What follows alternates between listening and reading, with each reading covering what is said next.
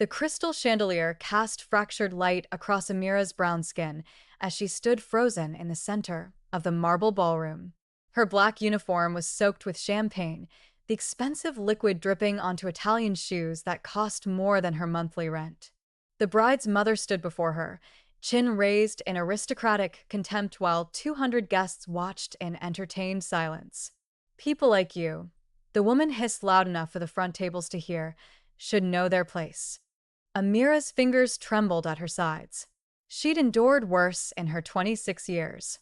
Poverty, hunger, her mother's medical bills, but this public humiliation burned differently. Through her wet eyelashes, she glimpsed the man at table one, tall, dangerous, watching her with eyes darker than midnight. Gabriel Rossi hadn't moved since the champagne flute accidentally collided with Amira's tray, but something in his stillness made the air itself hold its breath. "Victor," he said quietly to the man beside him. His voice barely rose above a whisper, yet every head turned. "Cancel the wedding." Amira Roberts adjusted her name tag for the 5th time as she studied her reflection in the staff bathroom mirror. The black uniform fit well enough, pressed crisp that morning in her studio apartment. Her natural coils were gathered in a neat bun, a few tendrils escaping to frame her face. She'd applied minimal makeup, enough to look professional, not enough to appear like she was trying too hard. "You're invisible," she reminded herself. That's the whole point. The Carter estate sprawled across 15 acres of Connecticut countryside, and tonight it hosted the wedding reception of Stella Carter and Michael Wilson. Old money marrying new money in a celebration that cost more than Amira would earn in 5 years. Elite Catering had hired 20 extra servers for the event, and Amira needed this job. Her mother's treatment didn't pay for itself. Roberts, the catering manager, a perpetually stressed woman named Iris, rushed past with a clipboard. "You're assigned to the East Wing table's VIP section. Best behavior, minimal interaction, invisible service." "Yes, ma'am." "Ann Roberts." Iris's voice dropped. "Some very important people are here tonight. Don't mess this up." Amira nodded, swallowing the familiar taste of being reduced to a potential mistake. She collected her tray of champagne flutes and pushed through the service doors into the ballroom. The sight stole her breath. Cream roses cascaded from 20-foot ceilings. Gold-rimmed china-set tables draped in silk. A string quartet played softly from an elevated stage, and the guests dripping in diamonds wrapped in designer labels, radiating the kind of wealth that insulated people from consequences. If you're enjoying this story and want to see what happens next, please subscribe to our channel and let us know in the comments where you're watching from. Your support means everything to us as we continue bringing these stories to life. Amira moved through the crowd like water, offering champagne with a practiced smile that never reached her eyes. Most guests took glasses without acknowledgement, as if the flutes materialized by magic. A few nodded. One elderly woman actually said, "Thank you," which felt like finding a $20 bill on the sidewalk. Then she reached table one. 6 men occupied the corner table slightly apart from the others. They wore tuxedos like armor, and despite their polished appearance, something about them whispered danger. Conversations seemed to curve around their table, guests unconsciously avoiding eye contact. The man at the head of the table was why. Gabriel Rossi looked like violence poured into an expensive suit, probably early 30s, with dark hair styled with casual precision and a jawline sharp enough to cut. But it was his eyes that made Amira's hand tremble slightly as she approached, cold, calculating, missing some essential warmth that made people fully human. Yet, when those eyes landed on her, they shifted, focused, sore. "Champ, sir?"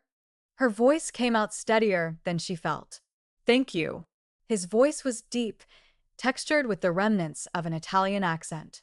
He took the glass and their fingers brushed for half a second. Electricity shot up Amira's arm. She jerked back slightly, professional mask slipping. His eyes narrowed fractionally, as if he'd felt it too. The man to his right, massive with a scar bisecting his left eyebrow, smirked into his drink. "You're new," Gabriel said. "Not a question." "First time at this venue?" "Yes, sir." From the question was too personal for a server-guest interaction, but something about his tone demanded an answer. Brooklyn originally. Harlem now. One corner of his mouth lifted barely, but definitely there. Long commute. Worth it for good work, sir. Is it? He leaned back in his chair, still watching her with that unsettling intensity. Good work. Amira hesitated. Was this a test, a game? Rich people ask trick questions sometimes, looking for ammunition to complain to management. I do my best, sir. I'm sure you do. He raised the champagne glass slightly, a toast to her before taking a sip. Dismissed, but somehow not diminished. Amira moved to the next table, her heart hammered against her ribs. She could feel his gaze following her across the ballroom. Don't be stupid, she told herself. Men like that don't see women like you. Not really. The reception proceeded smoothly for another hour. Toasts were made. The bride and groom had their first dance. Amira refilled glasses. Cleared plates remained invisible. Then Stella Carter's mother decided to make a scene.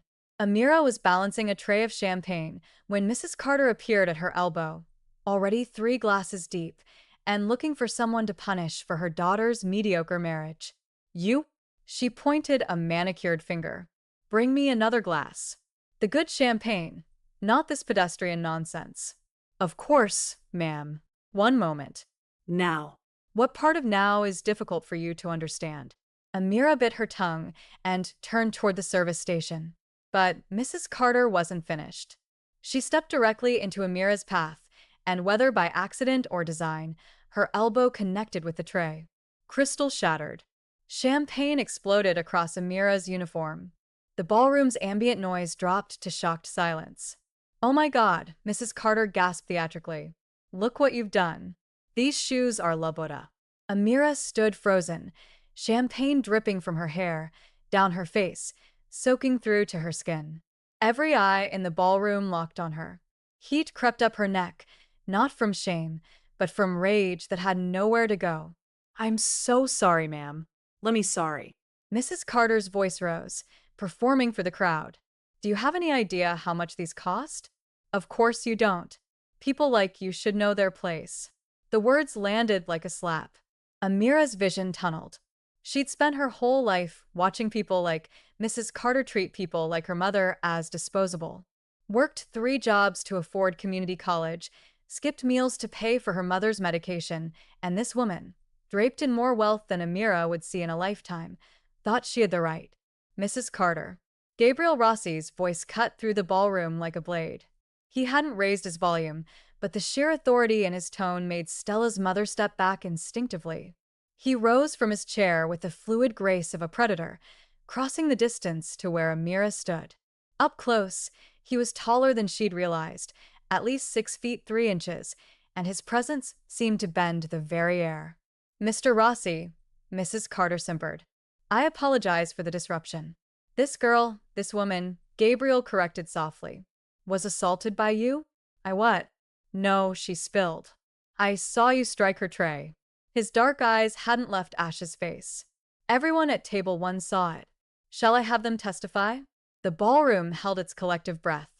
Mrs. Carter's face cycled through shock, fury, and fear in rapid succession. Mr. Rossi, surely you understand that staff. Victor. Gabriel finally looked away from Amira, addressing the scarred man who'd risen from table 1. Cancel the wedding. The words hung in the air like smoke. You can't. Stella Carter appeared at her mother's side, wedding dress, swishing. This is my wedding. Was your wedding? Gabriel pulled a white handkerchief from his pocket and handed it to Amira. I own the catering company, the venue, the string quartet, the florist. He smiled, and it was the most terrifying thing Amira had ever seen. And as of 10 minutes ago, I own the hotel where you're spending your wedding night. Consider it canceled. On what grounds? Michael Wilson, the groom, finally found his voice. On the grounds that I can. Gabriel's attention returned to Amira, dismissing the bride and groom as if they were insects. Are you hurt? Amira couldn't find words. This wasn't real. Men like Gabriel Rossi didn't defend women like her. They didn't even see women like her. I asked you a question. His voice gentled fractionally. Are you hurt? No, she whispered. Just wet. Something flickered in his expression. Amusement, maybe, or interest. Come, you need dry clothes. I need to finish my shift. Your shift is over. He placed a hand on the small of her back, proprietary and protective at once. You work for me now. 6. What did Gabriel see in Amira that made him destroy an entire wedding to protect her? And what kind of world had she just stepped into? Keep watching to discover the dangerous truth behind Gabriel Rossi's empire and why Amira Roberts might be the only person who can touch his frozen heart. Gabriel guided Amira through the chaos erupting in the ballroom. Stella shrieking, Mrs. Carter demanding lawyers, guests whispering frantically into phones. His hand remained steady at her back, a brand of heat through her soaked uniform. They passed Iris, whose face had gone chalk white. Mr. Rossi, I can assure you this is an isolated incident. Ms. Roberts is no longer your employee, Gabriel said without slowing. Send her final paycheck to my office with a bonus for hostile work environment. But sir, are we unclear?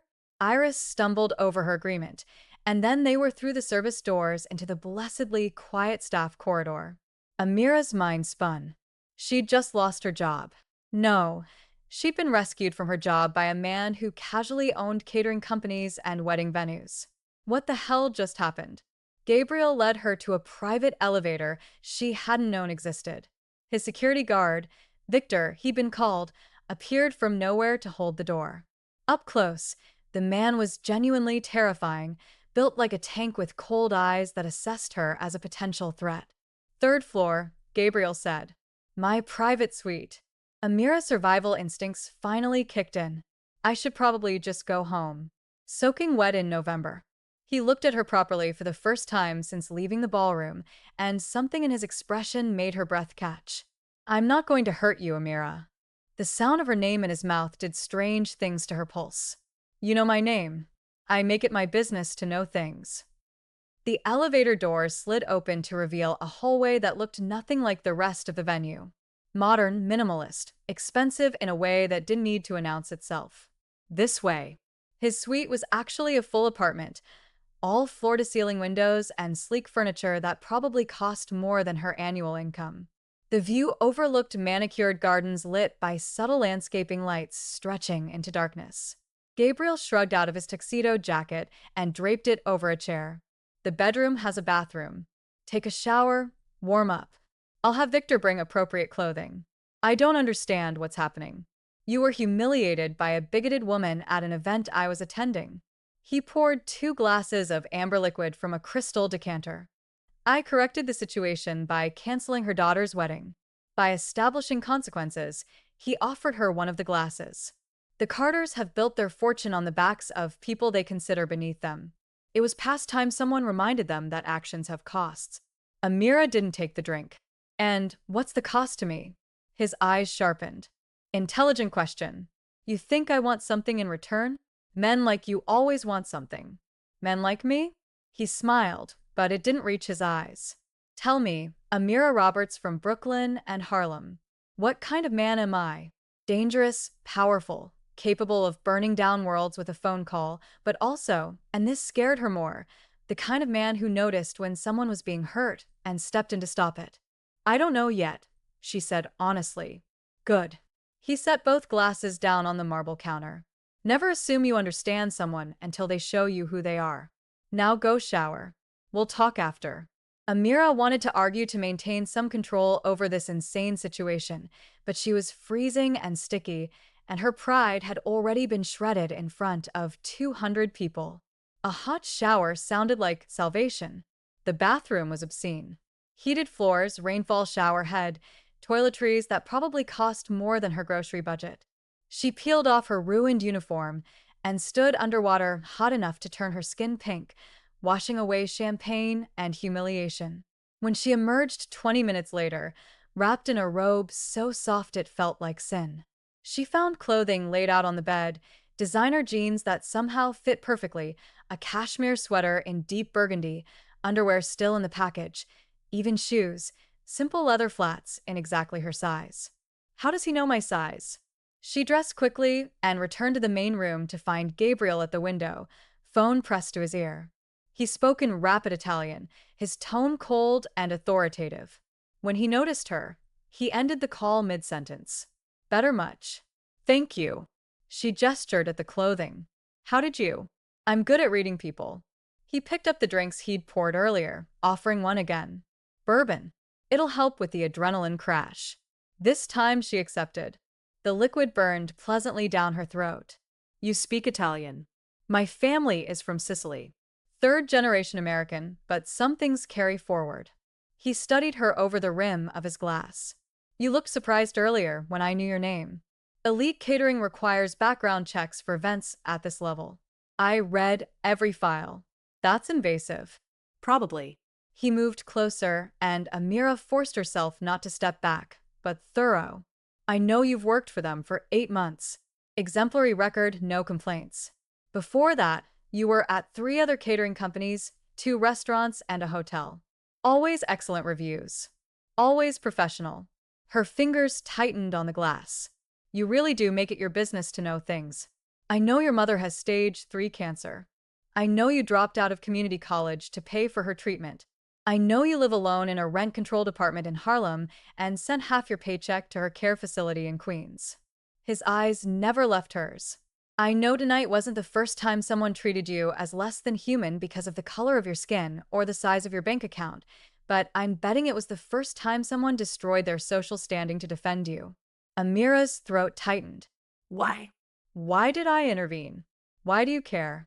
You don't know me. I'm nobody to you. Gabriel set his glass down with deliberate care. That's where you're wrong, Amira. You're not nobody.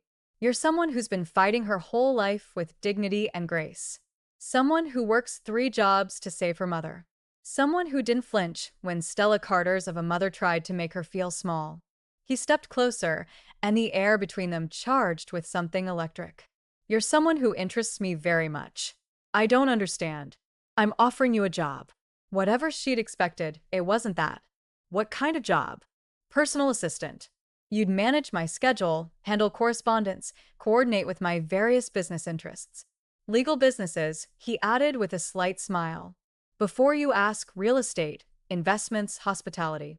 The pay is $200,000 a year plus benefits, including full health coverage for you and your mother. Amira's knees went weak. $200,000. Her mother could have the experimental treatment her insurance wouldn't cover. She could finish school.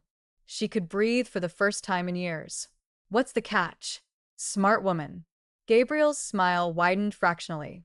The catch is that you'd be working for me, Gabriel Rossi.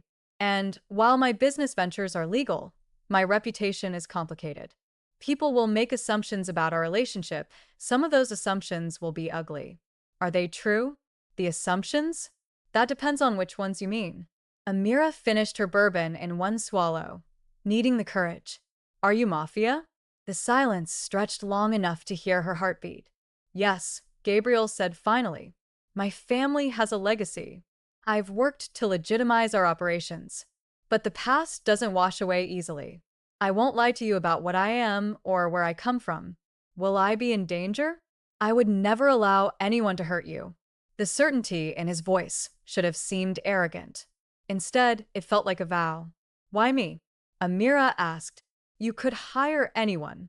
Someone with credentials, connections, experience. Because you have something I need more than credentials. He reached out slowly, giving her time to pull away, and brushed a wet curl from her cheek. You have integrity. In my world, that's rarer than diamonds. His touch burned. Amira's breath caught as his fingers lingered near her jaw, his dark eyes searching hers for something she didn't understand. I need to think about it. She managed. Of course. He stepped back, the connection breaking like a physical thing. Victor will drive you home. Take a few days. Research me. I encourage it. Know what you're accepting. He pulled a business card from his pocket, black with silver lettering. My private number. Call when you decide. Amira took the card, her fingers trembling slightly. And if I say no, then I thank you for an interesting evening and wish you well, but I'll still take care of your mother's medical expenses. She jerked her head up. What? Consider it an apology for tonight's disaster. You shouldn't suffer financially because I chose to make a point. His expression was unreadable. Whether you work for me or not, your mother will have the treatment she needs. Tears pricked Amira's eyes before she could stop them. No one had just given her something without demanding payment in return. Why would you do that? Gabriel moved to the door, signaling the conversation was ending. Because I can, Amira. And because you deserve someone to fight for you the way you fight for everyone else. Victor appeared as if summoned, his expression professionally blank. Amira followed him to the elevator in a daze, clutching the black business card like a lifeline. As the doors closed, she caught one last glimpse of Gabriel Rossi standing in his doorway, watching her with those dark, knowing eyes, and she realized with absolute certainty that her life had just changed forever. Will Amira accept Gabriel's dangerous offer? What secrets is the Mafia boss hiding behind his cold exterior? And what happens when two people from completely different worlds collide? The story gets even more intense from here. Amira didn't sleep that night. She sat at her small kitchen table in her studio apartment, Gabriel's business card in front of her, and researched until her eyes burned. What she found didn't come for her.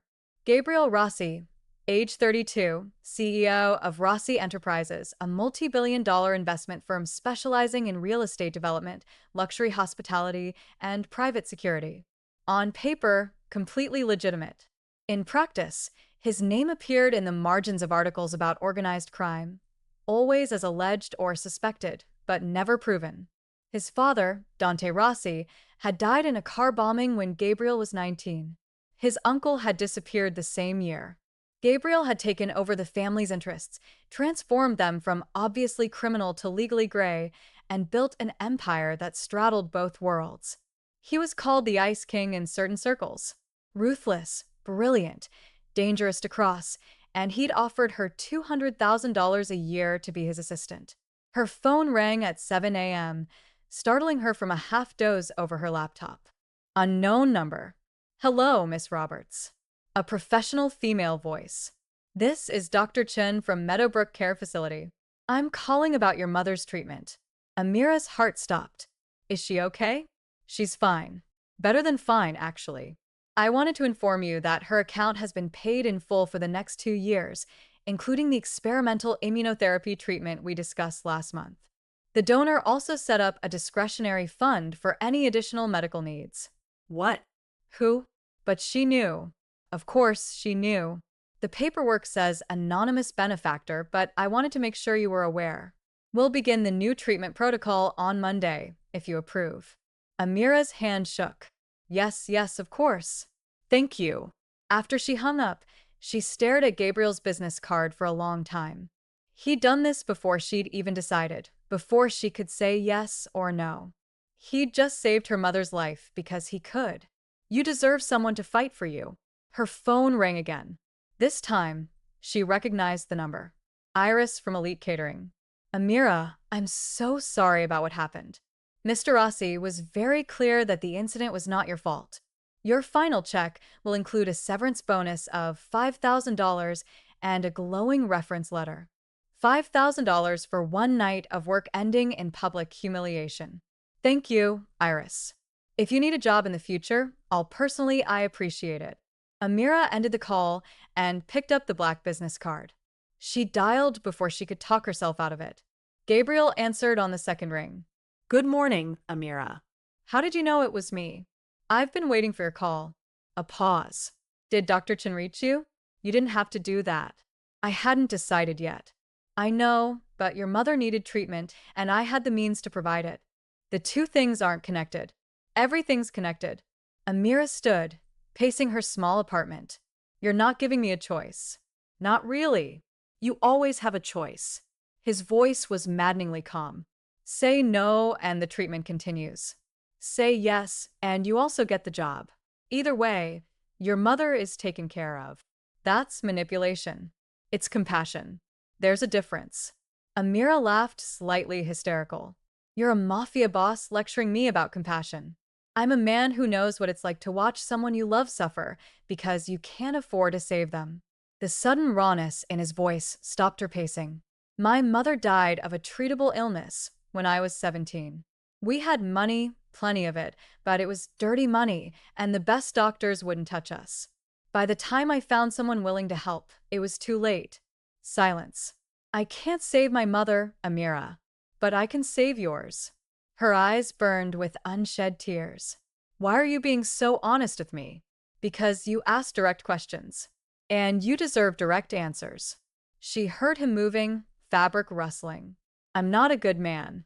I've done things that would horrify you, but I'm trying to be better than what I was raised to be. And I think he paused. I think maybe you're someone who could help me remember why that matters. I don't understand what you want from me. I want you to work for me. I want you to be safe and compensated fairly for your skills. And yes, selfishly, I want you close because you're the first person in a decade who looked at me and saw a person instead of a threat or opportunity. His voice dropped lower. But what I need is for you to say yes, so I can sleep at night knowing you're not serving champagne to people who treat you like furniture. Amira closed her eyes. This was insane. He was a stranger, a dangerous stranger who'd upended her entire life in one evening, but her mother would live. And maybe, just maybe, she could stop running on empty all the time. When do I start? She heard his sharp inhale. Monday, 9 a.m. Victor will pick you up. I can take the subway, Amira. The way he said her name made her stomach flip. You work for me now. Victor will pick you up. This isn't negotiable. Is everything with you going to be a command? Only the things that concern your safety. A pause. Thank you for trusting me. I don't trust you. Not yet. Good. Don't trust anyone until they earn it. After they hung up, Amira sat in her apartment as morning light filtered through her single window and wondered what the hell she'd just agreed to. 3 weeks later, working for Gabriel Rossi was nothing like Amira expected. His office occupied the top floor of a glass tower in Manhattan, all modern architecture and ruthless efficiency.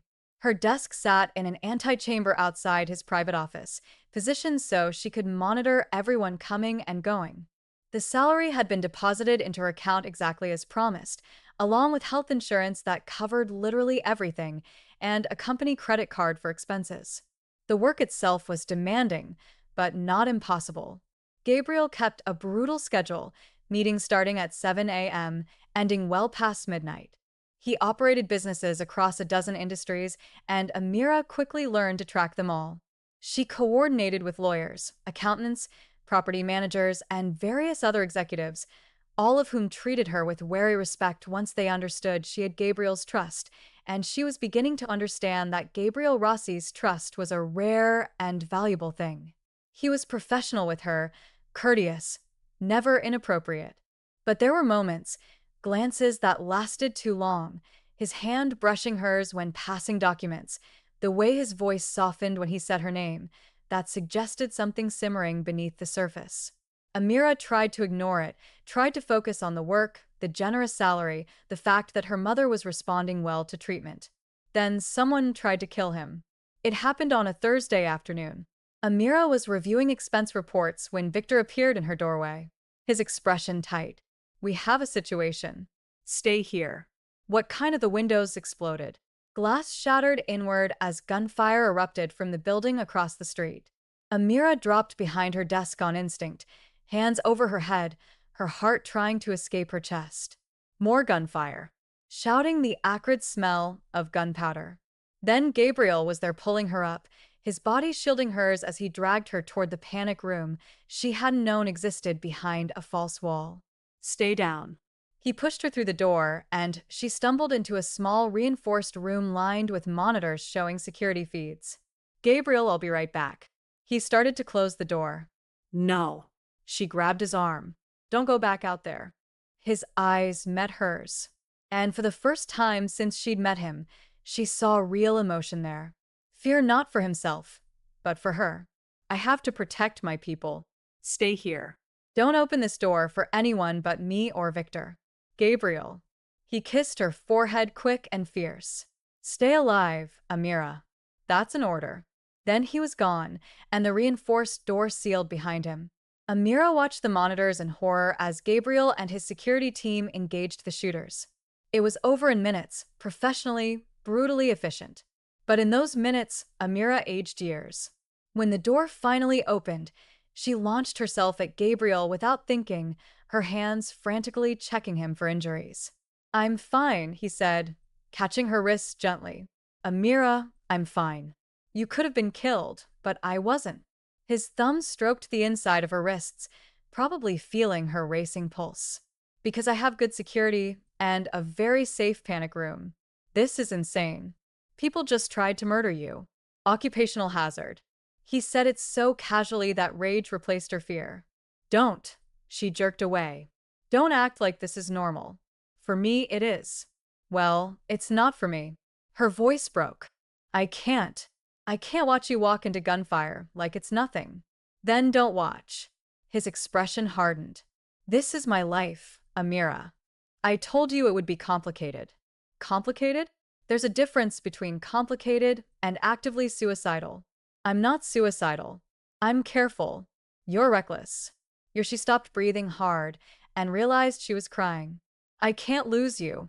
The words hung between them like a confession. Gabriel's expression transformed, softened. He reached for her slowly, giving her time to pull away, and when she didn't, he gathered her close.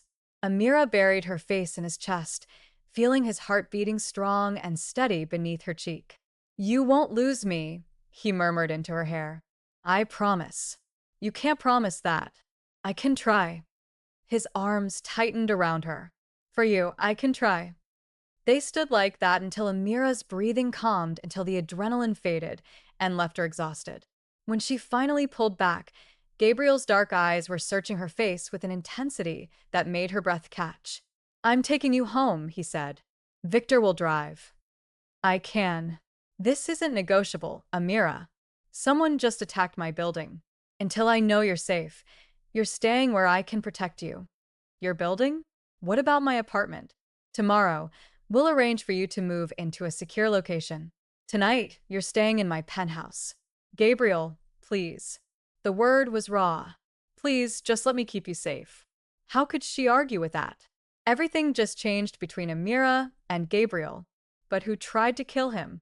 And what does this mean for Amira's safety?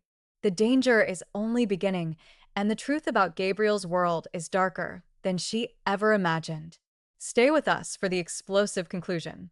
Gabriel's penthouse occupied the top 3 floors of a building in Tribeca, protected by security that made Fort Knox look casual.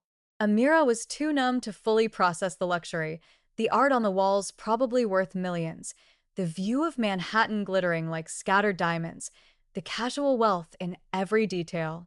Victor deposited them inside and disappeared to coordinate increased security. Gabriel guided Amira to a leather sofa and poured her a brandy without asking. Drink. You're shaking. She was. The adrenaline crash hit hard, making her hands tremble as she accepted the glass. This is really your life. Gunfire and bulletproof glass and panic rooms. Yes. He sat beside her, close but not touching. I'm sorry you had to see it. How long has this been going on? The attacks on and off for years.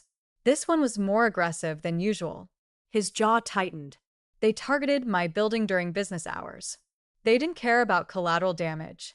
Who are they? Gabriel was quiet for a long moment, staring into his untouched brandy.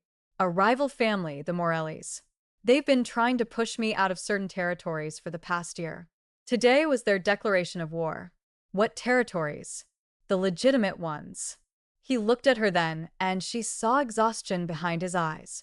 When I took over the family business, I made a choice. I wanted to go legal, build something that didn't require violence and fear. But some people don't want me to succeed. If the Rossi family goes legitimate, it sets a precedent. Other families might follow. The old guard can't allow that, so they're trying to kill you for being less criminal. Essentially, his laugh was bitter. Ironic, isn't it? Amira set down her brandy, her mind racing. Can't you go to the police? And tell them what? That my Mafia rivals are attacking me. I'd be incriminating myself. He shook his head. This is handled internally. Always has been. That's insane. That's the life I was born into. He stood moving to the window.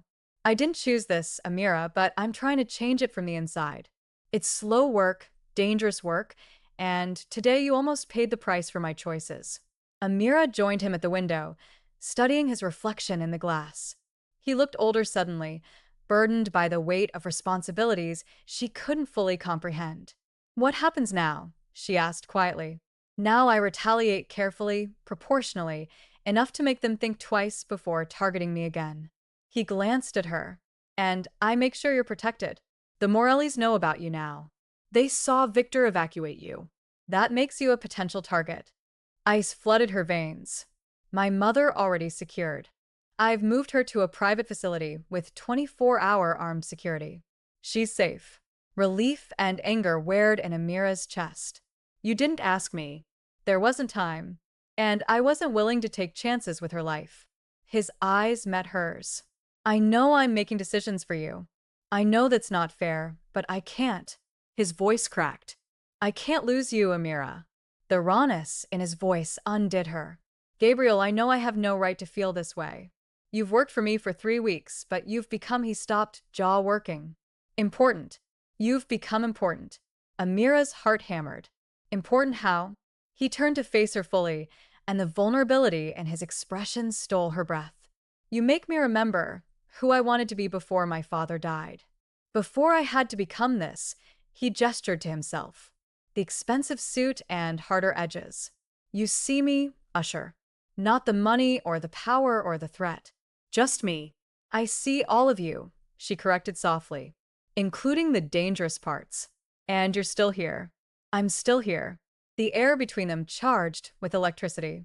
Gabriel reached out slowly, his hand cupping her cheek with unexpected tenderness. His thumb traced the line of her jaw, and Ash's eyes fluttered closed at the contact. I want to kiss you, he said roughly. But I need you to understand what that means. If I kiss you now, I'm claiming you, and I protect what's mine with everything I have. Amira's eyes snapped open. I'm not property. No, you're infinitely more valuable. His dark eyes searched hers. But in my world, relationships are leverage, weaknesses to exploit. If you're mine, every enemy I have will try to use you against me. Then maybe this is a bad idea. Probably. His hand slid to the back of her neck, fingers threading through her natural curls. But I've stopped caring about good ideas where you're concerned. Gabriel. He kissed her. It wasn't gentle. It was possession and desperation, and 3 weeks of tension finally breaking. Amira gasped against his mouth, and he swallowed the sound, deepening the kiss until she forgot how to breathe. His other arm wrapped around her waist, pulling her flesh against him, and she felt his control fracturing. When they finally broke apart, both breathing hard, Gabriel rested his forehead against hers. Tell me to stop, he whispered. Tell me this is moving too fast, that you need time, that I'm your boss, and this is inappropriate. Give me a reason to do the right thing. Amira's hands had somehow found their way to his chest, feeling his heart racing beneath her palms. What if I don't want you to stop? He groaned. Amira, I'm terrified, she admitted, of you, of this world, of how much I want you when I barely know you. But I'm also tired of playing it safe. Tired of being invisible? She looked up at him. You see me, Gabriel? Really? See me? When was the last time someone did that? Never, he guessed. Never, she confirmed. He kissed her again, softer this time, almost reverent. I see you, he murmured against her lips. Your strength, your kindness, the way you fight for people you love. I see all of it. And it's beautiful. Tears prickled Amira's eyes. Don't make promises you can't keep.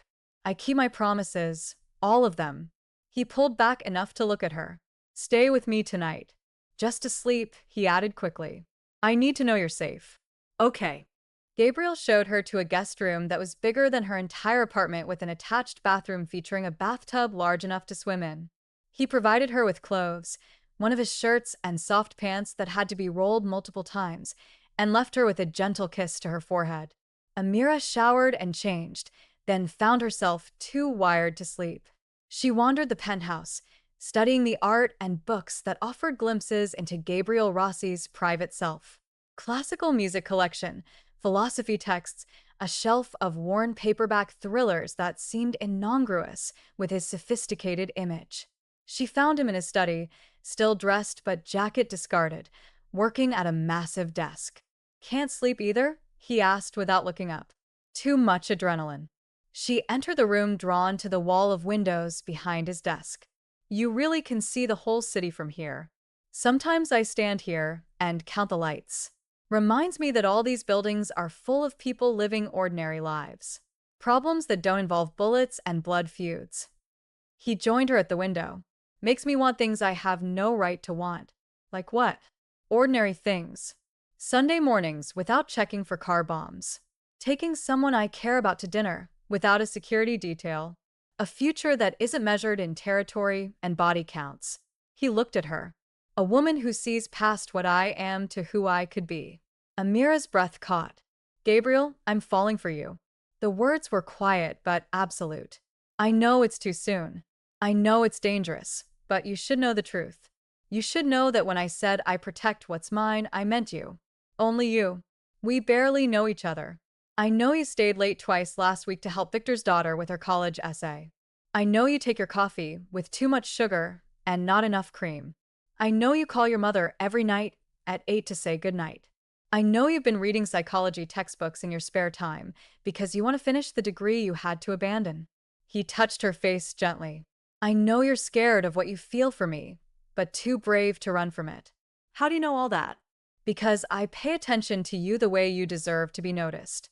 His thumb traced her lower lip. Tell me I'm wrong. Tell me you don't feel this, too. She couldn't because he wasn't wrong. In 3 weeks, Gabriel Rossi had become essential to her in ways that defied logic. His presence steadied her. His rare smiles felt like victories. The thought of him in danger made her chest physically ache. I feel it, she whispered, and it terrifies me. Good fear means you're smart enough to understand the stakes. He kissed her soft and deep, but I'm betting you're brave enough to take the risk anyway. Arrogant, accurate. He smiled against her mouth. Stay with me, Amira. Not just tonight. Really? Stay.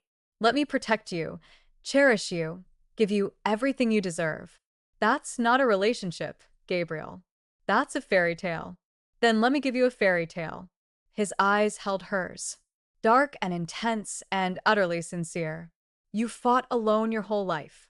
Let someone fight for you for once. Amira felt tears slip down her cheeks. What if you get hurt because of me? What if the MLIs? Then I handle it. That's what I do, Amira. I protect the people I love. He wiped her tears with gentle thumbs. And I love you. I know it's insane and too fast and completely illogical, but I looked at you in that ballroom 3 weeks ago, watched you endure humiliation with your head high, and something in me recognized something in you, like I'd been waiting my whole life to find you. That's destiny talking. Maybe. Or maybe sometimes two people are meant to collide precisely when they both need saving. He kissed her forehead, her cheeks, her lips. Save me, Amira. Be my reason to keep fighting for something better. That's a lot of pressure. Then let me ease it. He pulled her close, wrapping her in arms that felt like safety and danger at once. We'll figure it out together, day by day. I'll teach you my world, and you'll teach me how to be human again. Deal. Amira buried her face in his chest, breathing in his scent, expensive cologne, and something essentially him. Deal. They stood like that until the adrenaline finally faded until exhaustion dragged them both toward sleep. Gabriel led her to his bedroom, a space of dark colors and masculine comfort, and they lay together on top of the covers, fully clothed, just holding each other. Thank you, he murmured into her hair. For what? For being brave enough to see past the monster everyone else sees. You're not a monster, Gabriel. Maybe not with you. He kissed the top of her head. Sleep, Camilla. I'll keep you safe. And wrapped in his arms, with his heartbeat steady beneath her ear. Amira finally believed it. Amira adjusted her mother's pillow, making sure she was comfortable in the sunlit room of the private rehabilitation facility. The experimental treatment had worked. Her mother was in remission, growing stronger every day. You look happy, her mother observed, eyes twinkling. Really happy. I am, Mama. It's him, isn't it? That man who visits every week with flowers. Amira smiled. Gabriel had insisted on meeting her mother properly, bringing fresh roses and conversation that charmed her completely. He'd never mentioned his role in saving her life, letting Amira tell that story in her own time. Yes, it's him. He loves you. I can see it in how he looks at you. Her mother squeezed her hand like you're the sun, and he's been living in darkness. That's dramatic, Mama. That's truth, baby girl. She studied Amira's face. You love him, too. I do. The words came easier now. I love him so much it scares me sometimes. Good love is supposed to be a little scary. Means you're risking something real. Her mother patted her hand. He's good to you. He's everything, Mama. Protective, generous, patient. He's teaching me Italian. I'm teaching him to cook actual food instead of just ordering from restaurants. She laughed. Last week, he burned water trying to make pasta. Her mother's laugh was music.